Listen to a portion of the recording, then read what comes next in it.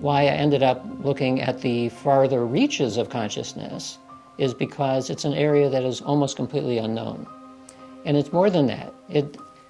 If we don't understand something as important as our own sense of awareness, it would suggest that maybe science, which has been extremely good at figuring out a lot of things, including the health sciences, figured out a lot about the human being, about health and healing, well, maybe something has been overlooked. And so one of the signals that you can see for maybe something is overlooked is the amount of money spent on complementary and alternative medicine. Clearly, people are not completely satisfied with the traditional approach. Actually, today's traditional approach, because complementary and alternative medicine used to be the traditional approach. So that's one clue. And another clue is that some aspects of alternative methods are slowly being reintegrated into today's allopathic medicine. Part of the reason why a lot of people are not too satisfied with the way that the pharmaceutical approach goes is that that is predicated on the idea that ultimately we are machines. As the artificial intelligence researcher Marvin Minsky describes it, you're a machine made of meat. And so maybe we are a machine made of meat. It'd be an interesting machine, but that carries a philosophical spin to it. And the spin is that we're mechanistic, completely, and that's all there is. It may be mechanisms in chemistry, it may be mechanisms in cell biology, but nevertheless, it is a mechanism. And as a mechanism, it doesn't leave much room for something as ephemeral as consciousness or awareness, because that's the outstanding problem in the cognitive neurosciences. We don't know how you can take a machine and give it an internal experience. So maybe we're asking the question in the wrong way. Maybe some aspects of us are machines made of meat, but not all. And so what's that missing piece? That's the question that attracted me. And so I can look at this from the point of view of trying to learn the neural correlates of consciousness, which people are doing, or as a contemplative, you can kind of study it from the inside. Or you can look at places that strongly suggest that we really have overlooked something completely different, namely that you're partially in there, but you're not completely in there.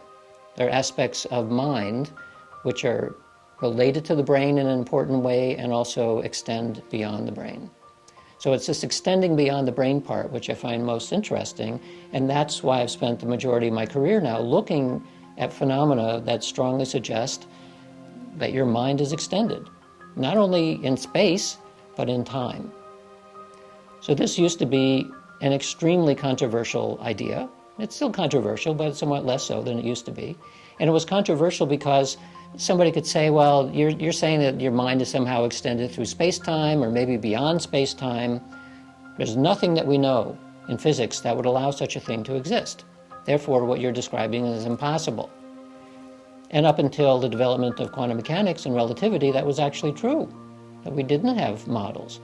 Well, over 100 years now, we have had models that say that in the deep physical structure, the way the universe is put together, is not bound by space or time. Space and time are relative to each other, as are energy and mass.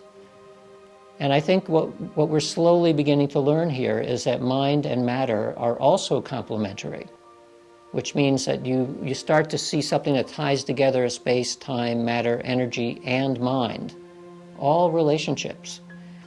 If that is true, and I think the evidence says that it is true, that will eventually become as radical a shift in our understanding of ourselves and the universe as the development of relativity and quantum mechanics was.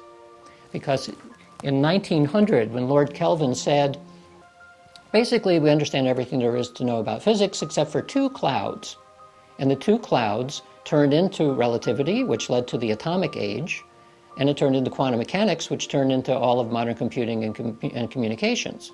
So our world dramatically changed based on two clouds. Well, we now have a lot of clouds, all of which are suggesting that mind and matter are related in some important way, which we're only beginning to understand at this point.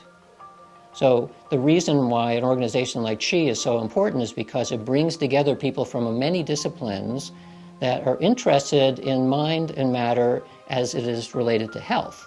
It is also related to our understanding of physics, to our understanding of psychology, of society, of many other things. And so we are either at the beginning of a new paradigm, or we're completely delusional. And so I would say that when you look at that balance, from a mainstream perspective, you'd have to say, no, that can't possibly exist. We have too many successes that say that the current method is correct. I would say, if you pull away from that and you look at the actual evidence, the laboratory evidence, suggesting that mind really is extended, it is actually very strong. And so the reason why it's not paid attention to is because it actually is causing a paradigm clash. And we know from the sociology of science that if you're on either side of that rift, you will see the world in a completely different way. But you go all the way back to 1900, and most physicists would have agreed with Lord Kelvin and said, yeah, we're like that far away from understanding everything there is to know about the physical world, except for those little anomalies, and we don't need to pay attention to them. I'm saying not only do we need to pay attention to them, but they are heralds of a new world that we're headed toward.